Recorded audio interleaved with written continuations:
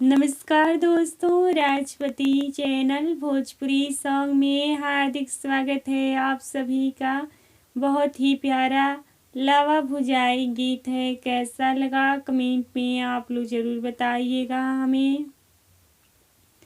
धान देईदा हो भाभी, धान देईदा, धान देईदा हो भाभी, धान देईदा, लावा भुजबो मड़उआ भाभी, धान देईदा, लावा भुजबो मड़उआ भाभी, धान देईदा।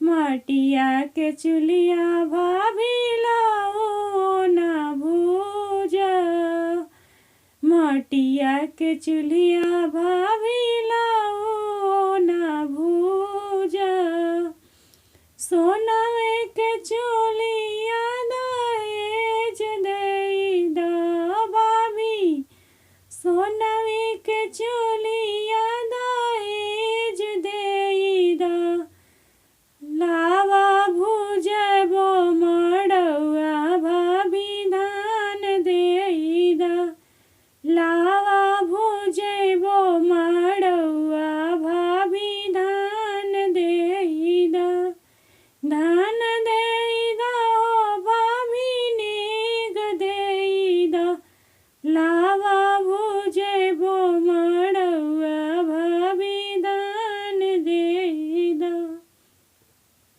पीतरी के टिकवा भाभी हम नहीं लेबा,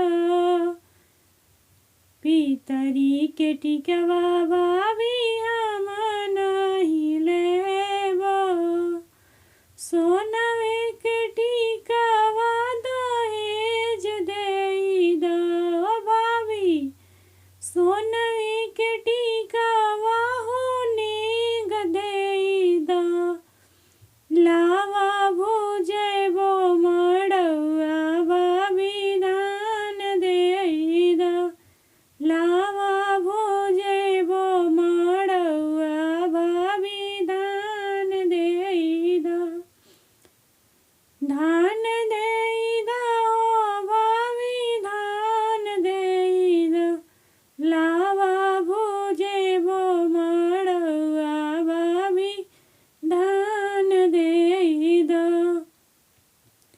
पीतरी के नथिया भाभी हम नहीं लेबा, पीतरी के नथिया भाभी हम नहीं लेबा, सोनवे के नथिया तूने देईदा हो भाभी, सोनवे के नथिया तूने देईदा, लावा भुजबो मड़उआ भाभी, धान देईदा, लावा भुजबो मड़उआ भाभी, धान देईदा, धान देईदा हो भाभी, धान देईदा, लावा भुजबो मड़उआ बीचे धान देईदा।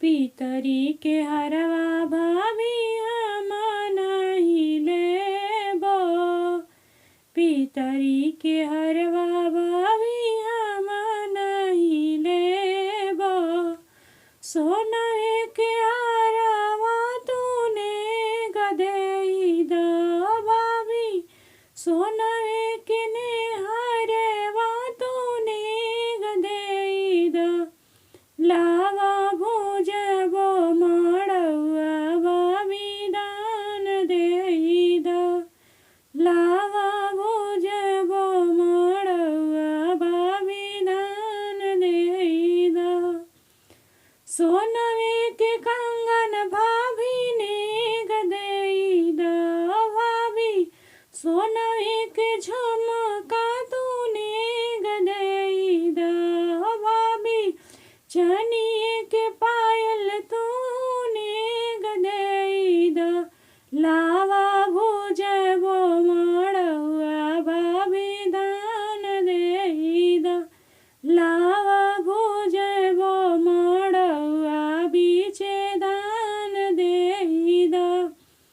वीडियो अच्छा लगा हो तो प्लीज़ लाइक शेयर सब्सक्राइब जरूर कीजिएगा। धन्यवाद दोस्तों।